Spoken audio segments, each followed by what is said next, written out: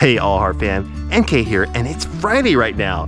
We didn't upload a video yesterday on Halloween Day, so I'm just going to fill you in on what happened. We got going super early in the morning. Once again, it was a 4:45 a.m. start, and we met our good friends Alvin and Aya at the Northwood High School track for a monster session. It is the only workout for the kids this week, so they got plenty done during the session. Needless to say, it was pitch black dark at the track. Unfortunately, the track is not near any city infrastructure like traffic lights or street lights, and none of the school lights are on so early in the morning. The kids had to run pretty quick around the oval, and it's easy for the balance to get a little wonky when trying to run so fast in the dark. So I decided to cycle around with the kids and keep a steady light on the track for them instead of getting video footage. Safety first when it comes to the kids. Sorry about not covering the workout yesterday, summary only today. Cole and Evan are on a VO2 max progression with 5.5 weeks to go till their goal marathon, CIM, in December. So this week we have an interval workout with 1Ks. They got in 3 miles easy at around 7 minutes and 40 seconds per mile to warm up. Then they did 3 100-meter strides before we did a mile of tempo effort on the track to ease the legs into track running. They finished 2 800-meter tempo intervals in 3:02 and 3:01. Cole is going to include his average heart rate and max heart rate so that you can have an idea of effort level for each of the intervals. Then they were off to the races. Cole and Evan split 3:28, 3:28, 3:27, 3:27, and 3:26 for each of their 1,000-meter intervals with 2-minute walk-jog recovery in between. Shout out to Alvin for helping out Evan and encouraging her to reconnect with Cole whenever she was gapped during the session.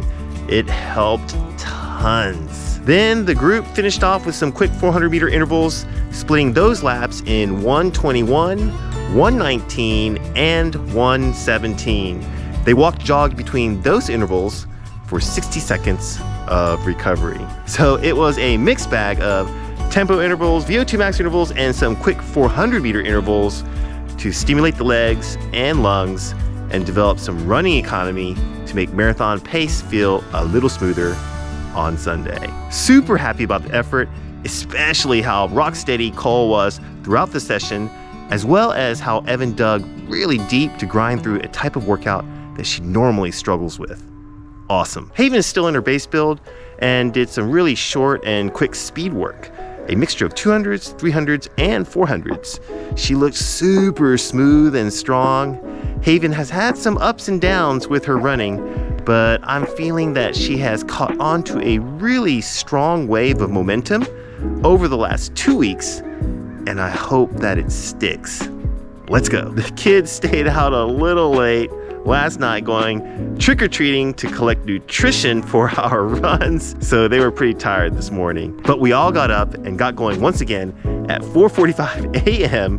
for an easy 10 miles to start the recovery process for the next 2 days to prep for a grinding Sunday long run this weekend. Today, I'm going to walk you through what goes through our minds as we knock off 10 miles of easy running after a really tough session of 7.5 Ks of quality inside 12 miles of total running on the previous day. That was a lot. As we get out the door, our legs are not feeling 100%. They're never 100% during the thick of marathon training, and they're not quite super heavy or sore from yesterday's hard workout either. The peak of DOMS doesn't really set in until the second day after a hard effort. So the first mile is as easy and difficult as any other first mile of a run. It's easy because it's the start, and it's difficult because it's the start. Still trying to warm up the body, and we also experience a heart rate spike that leaves us a little short of breath, but we know it will pass and we press on. We're not talking so much here because of the discomfort, and we split the first mile in 8:06. It's all a steady incline for the first mile, and then we hit a 2-mile steady decline where we gain some momentum and split mile 2 in 7:51 and mile 3 in 7:43. During these miles, the heart rate flattens out a bit and we find a groove. Conversation is easy during this portion of the run, and the legs are loosening up a lot since the blood is flowing better and the muscles have been firing for a good 20 minutes. Cole's heart rate is ranging between 114 to 126 beats per minute at this point until we make our way across Hicks Canyon Community Park onto Peters Canyon Bikeway to split mile 4 in 7:44. This part is relatively flat, and the final easy stretch before hitting a mile-long stretch of tough incline along a toll road that gives us about 200 feet of gain. Here, the kids are a lot more focused. No one talks during this section of the run, and although we slow down to split mile 5 in 7:57, the heart rate rises and Cole averages 146 beats per minute for that mile. It's not really intense pressure. It feels more like steady pressure, so it takes constant focus to maintain momentum here. This is much easier for me and Cole than it is for Evan. She has some mental hurdles during slight inclines and is getting better at coping with those hurdles daily.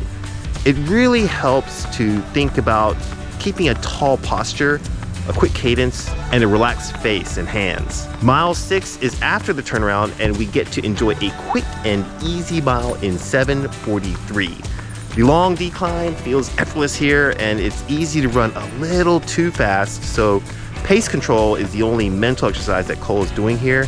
His heart rate drops to an average of 124 beats per minute for that mile. Then the last 4 miles, a long incline grind back home. We climb back up Hicks Canyon for 2 miles, splitting mile 7 in 8 minutes and mile 8 in 8:09. Again, we are just focusing on standing tall, turning over the feet, and relaxing our face and hands while we grind up the trail. And again, even though the pace has slowed, the effort increases a bit along with Cole's heart rate. Haven is doing great and is right behind her brother and sister, so we wait at the top of Hicks so that we can run home together. Evan is super happy about taking a minute or 2 of rest while we wait. We split mile 9 as a family in 8 minutes and 10 seconds. Cole and Haven are chit-chatting at this point.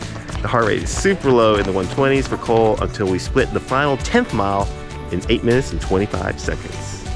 Evan sprints off to the apartment to use the restroom, a common occurrence at varying points of a 10-mile easy run. And that's it. 10 miles done and in the books. Average pace 8 minutes per mile. And we have one more easy 10 miles on Saturday before we get a hard long run in on Sunday. Thanks for coming along with us all the way to the end of our 10 miles of easy running today. Please like this video, help get it out to as many people as possible, and subscribe if you haven't done so already. It really helps out our channel a ton. Hey, looking for a spring destination marathon? Then join us at the Big Island Marathon in Hilo, Hawaii. Use code ALLHEART for 20% off at registration. Got Instagram or Strava? Then check us out right over here for your daily dose of running motivation. Thanks, Cole. Hey, if you do follow us on Strava, then go ahead and join our Strava club by searching for AHRC. We have a fun and fantastic leaderboard, and you can get announcements about races and meetups with me, Cole, Evan, and Haven.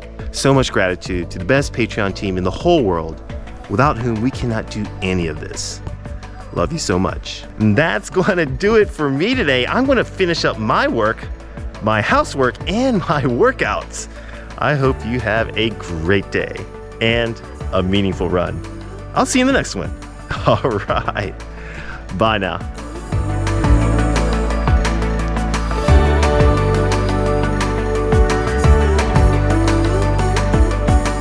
Just a normal day at school.